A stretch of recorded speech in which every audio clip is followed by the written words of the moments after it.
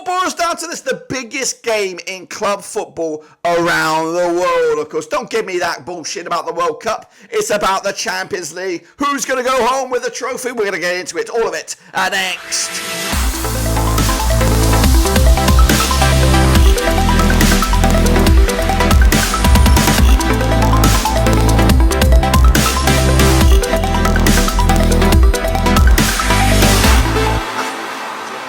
Today we're going to take a look at, of course, the Champions League final. Goodness gracious me, what a final we've got. It's Dortmund. Who would have thought they would be there against Real Madrid? It's at Wembley, that's right, and we're going to get into it, all of it, in a second. Of course, big shout out to the VIPs. They are the patrons. You know who you are. And again, if you're new, smash the old subscribe, boys and girls. Your one-stop shop for the Champions League is right here. Under one Ruski, of course, we are looking forward to the final. Underdogs, be ready, because this one is a cracker. But Real Madrid got their appetite ready for another crack at the trophy. We'll get into it, all of it, in a second. Of course, big shout out to the VIPs. You know who you are. And again, if you're new, smash the old subscribe. So let's turn the clock back, all the way back to the semi-final, second legs, and have a look at these picks. That's right. Of course, we are seeing the semi-finals results there. PSG and Dortmund ultimately ending with a 1-0 win for Dortmund, which was enough to go through 2-0 on aggregate. I went with the 1-1 draw myself. And of course, Real Madrid with a 2-1 win over Bayern. I got the one spot on the banging nose. 12 points for me, which gives me a nice crispy 13, my highest points scored since the quarterfinal first leg, which of course was pretty a long time ago. Of course, look at that though. I thought I would do top bins there, but no, it's Pim Predict with 18 points for him. Costas K also with 13. And then the unlucky losers. If you see your name in there, smash your subscribe, smash your like, smash the little bell. The overall table looks like this. Nico ZT though, 424 with the points on the board. 77 with, of course, 423 there. And then the chasing pack, Costas K as well. Looks like a two-horse race between Nico ZT and Buddies 77. Costas K with some snookers might just be able to argue that he's in this as well. So we can't announce a winner. I don't think so. We may have to announce a winner, another way. Let's take a look at how we got to this point then before we, of course, go into that final, of course, and have a look at the Champions League group stages. Here they are in all their glory. We did see Bayern go through top bins, and of course, I had an outside hope that they would make it to a Bundesliga final, but of course, they were wrong. Copenhagen surprised us all, finishing and runners up in Group A.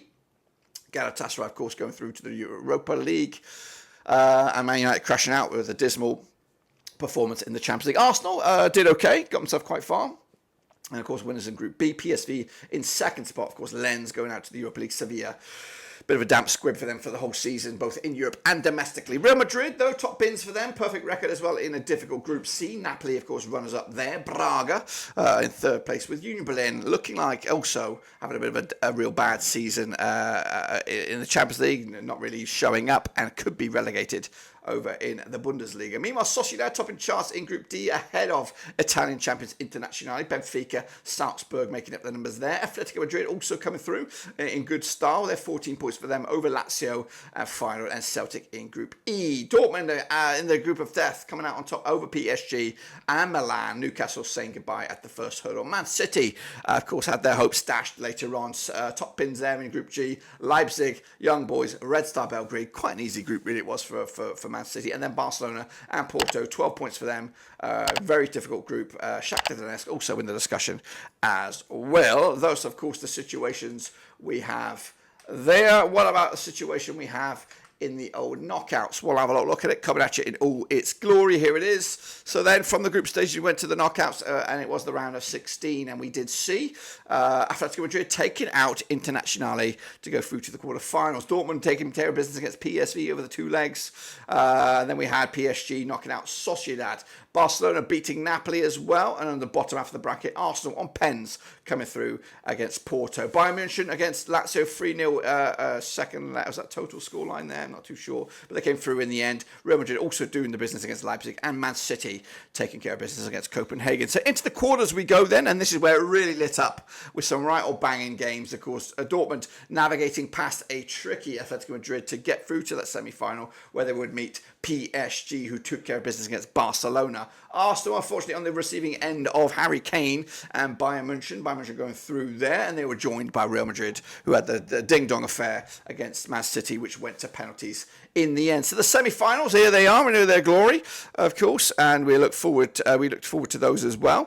Dortmund squeaking past PSG 2-0 on aggregates total, and then Real Madrid getting past a German outfit who gave them a game both in Germany and Spain. And then we are now into that final, of course, and I'm sitting right on top of it. There it is, right there. It is Dortmund, it is Real Madrid, and that's what we're going to talk about right here, right now. So here we go then, folks. Here we bloody go as we look forward to the final.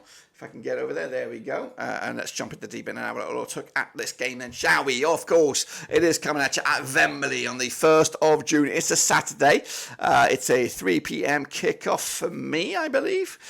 So we'll hope to be back. Hopefully I'm on my travels here soon. So I hope to be back for this game at Wembley. Slavko Vincic will be your manager, your referee there for this game. But it'll be Dortmund with Edin Sucic and Real Madrid with Carlo Ancelotti. So let's have a look at the numbers there. Now these two sides having played each other 13 times since 2003, just 3 wins for Dortmund, 6 for Real Madrid. There's been 4 draws between the two sides. Of course, Dortmund, as of recording, and again, we are coming at you a little bit early on this one.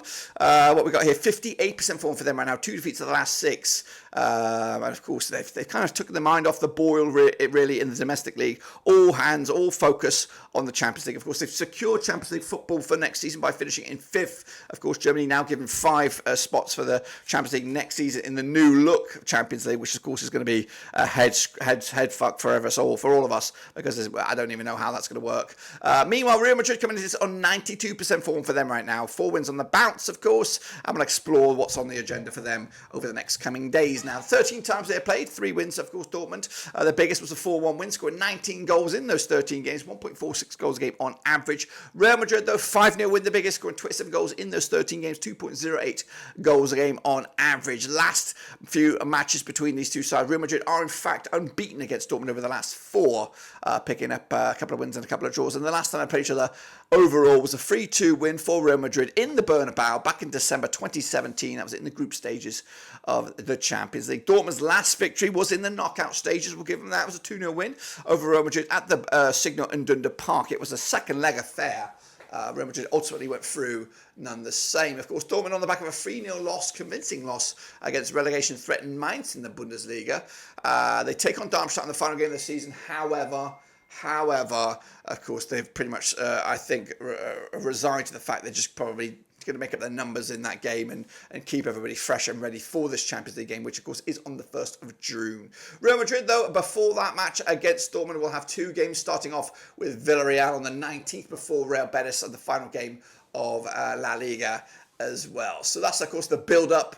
The odds on this one then, 15-4 is your Dortmund here. We've got 13-8 on is your Real Madrid, and 10-3 is, of course, the draw. If we eliminate the draw as a possibility, now we're straight up and down who's going to win the trophy at the end of it. Real Madrid are 10-3 on, with Dortmund at 5-2. Now, let's have a closer look at, of course, this. This is, of course, the prediction thing. And, of course, down here it has the popular votes from, of course, the people around the world that are also joining in with the predictions themselves. So, 2-1 in favour of Real Madrid is the most popular vote with 26% of the vote. 17% of the people that have voted have gone with a 3-1 win for Real Madrid. And also 10% have gone with a 2-0 win for Real Madrid. The only one in favour of Dortmund is a 2-1 win, which is at 13% of all the people around the world that predicted this vote. Now, of course, look, we're having looked at the semi-finals. Let's go back to a bit of a big picture on this one. Watching the semi-finals, it was a thriller. I enjoyed both semi-finals over the course of the 2 legs. I was hopeful for an all-Bundesliga final, but of course, we don't all get what we wish for. Dortmund were fantastic against PSG. However, they were under the cosh for a good part of it. Their game here is counter-attacking football and, of course, being resolute at the back. Real Madrid, on the flip side, are quite deadly in regards to Vinny Jr., Rodrigo, Bellingham. They're all quite gung-ho when it comes to attacking. Are they going to be that same way at Wembley when there is a lot on the line? I would like to see an early Dortmund goal, which would really crank up. Because I think if Real Madrid were to score first, I think it could be a bit of a demolition job, like a 4-0 job. And we don't don't want that. So if I give Dortmund a goal, at least we're going to see a cracking game, especially if they score first. And that's what I'm probably going to lean to here. So I'm going to give at least Dortmund a goal on this one. Real Madrid, though, on the flip side, I think they will also score as well. Will we, if we are to get into that nether regions of beyond 90 minutes, then of course everything goes out the window. And then of course it's probably a cautious affair, and everyone will just be hoping to get to penalties for both sets of sides. They don't want to lose it, give themselves a bit of a chance. So I think Dortmund will score. I also think Real Madrid will score, so there'll be at least 2 goals in this game. But I think I am going to side with this one here. I'm going to go with a 3-1 win. If I'm over here. Sorry, did I show you this? I don't even know if I showed you this. I hope I showed you this, but of course I think I did. I am opting for a 3-1 win, which is of course 70% of the popular vote. I'm going to go with that. I think Dortmund will take the lead, which will then force the best out of Real Madrid. They will then get an equaliser, then we'll get a second, and then Dortmund will have to come at it, and then Real Madrid, of course, with their freaky players up top, will cut Dortmund to shreds and get third and put this game to bed, in all honesty. I love a romantic story. I love the fact that Dortmund are here, and of course I would love to see them lift the trophy at the end of it. I will be cheering on Dortmund, no questions asked. I will, but if I'm a betting man and I have to put my money on one of these two sides, I'm going to have to go with Real Madrid. I think they will be too good, too strong up top. Don't get me wrong, I don't think this is the best Real Madrid side we've seen in forever. I think it's a good Real Madrid side. It's not great.